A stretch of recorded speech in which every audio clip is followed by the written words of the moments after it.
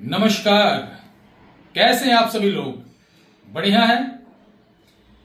आप लोगों को ये बात जानकर प्रसन्नता होगी कि आज का जो प्रयोग बताने जा रहे हैं, आज से पहले YouTube पर किसी ने ना बताया।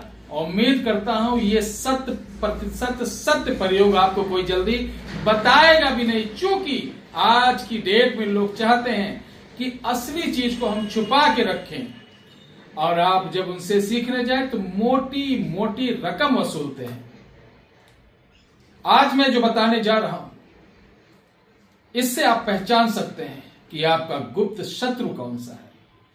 कई बार ऐसा होता है कि आपको नहीं मालूम रहता है, जिसे आप मित्र समझते हैं वो पीछे से चुप्पे चुप्पे धीरे धीरे आपकी कटिंग करता रहता है।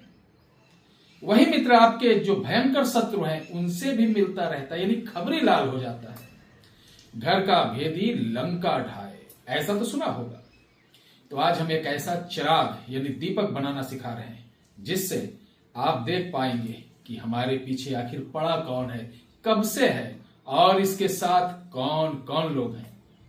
प्यारे दर्शकों, ये थारू विद्या यानी थारू विद्या के अंतर्गत आती है। अब थारू किसे कहते हैं? एक जनजात होती है जो कि नेपाल की तराइयों में पहाड़ों के किनारे रहती है। ये तंत्र मंत्र में बहुत तेज रहते हैं, यानी मयोंग का भी बाप है। मयोंग का भी बाप है, ये बहुत खतरनाक होते हैं। तो चलिए इसकी शुरुआत कैसे की जाती है, वो चिराग कैसे बनाया जाता है मैं बताता हूं। मेरे सहयोगी इसमें मिश्रा जी मुझे कलश दे रहे हैं। आपको इस तरीके का एक मिट्टी का बर्तन लेना है, ठीक है। एक इतना बड़ा ढक्कन लेना है इस पे, जिसको हम लोग परई बोलते हैं।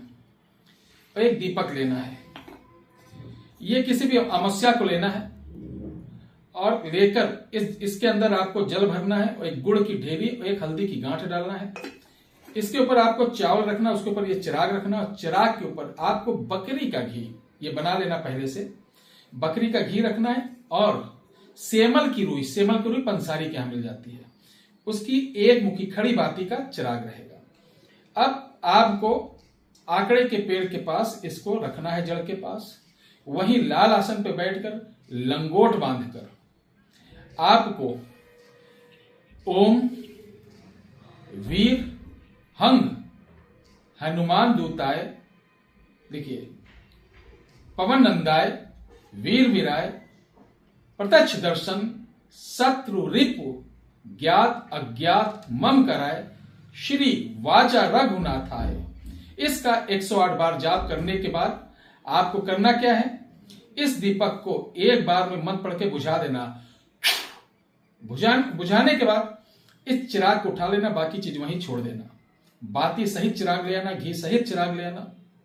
अब जब भी आपको अपने शत्रु के बारे में मालूम करना है, हर बार इसी तरीके से प्रयोग होगा। अब इसको लाकर जो पहला शनिवार पड़े अपने घर में इस चिराग को लेकर चारों तरफ घूम जाएं, अपने सर से 7 बार घुमा लें। जितने मेंबर हैं जिनके ऊपर आपको लगता है किसी शत्रु ने तंत्र मंत्र किया, उनके ऊपर घुमा लें और इस चिराग को पुनः उसी बाती में जलाइए। जलाने के बाद आपको सिर्फ 7 बार इस मंत्र को पढ़ेंगे। जैसे टीवी पे दिखता सब कुछ दिखेगा, सब कुछ। शोर नहीं मचाना है, किसी से लड़ाई झगड़ा नहीं करना, ना आपको बवाल करना है कि ये मैंने देख लिया, ऐसा कर लिया, कुछ नहीं। मन में रखे रहो, मन में। अब इसका जवाब कैसे दिया जाएगा, ध्यान रखिए। जब आपको पता चल जाए कि सत्य में तंत्र मंत्र जादू टोना या कोई भी कारण आपके पीछे पड़ा हुआ है, तो जो पहले दिन आप मिटकी रख के गए थे, मैं दिखा रहा हूं, ये वाली मिटकी, और ये छोड़ के आए थे, वहां से दीपक लेके आए थे, पुनः जाना है, इसको उठा लाना है, ठीक है।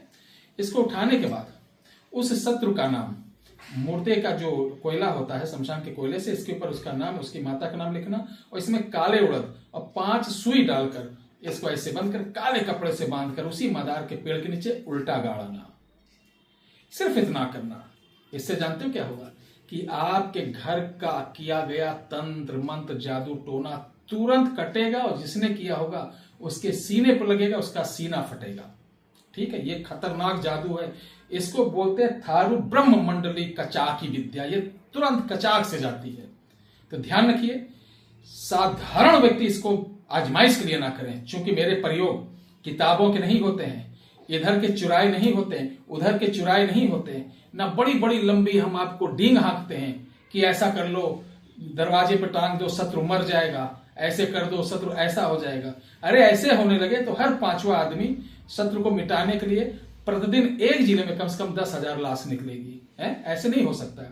बड़ी मेहनत लगती है शत्रु को देखने के लिए, ताड़ने के लिए, फिर उसको दंड देने के लिए, उसका भी एक विधान होता है।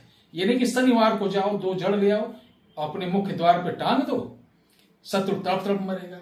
क्या मूर्खतापूर्ण वाली बातें, अज्ञानता वाली बातें हैं। ऐसे नहीं होता है। इसको करिए और लाभ उठाइए, ये मेरा वादा है।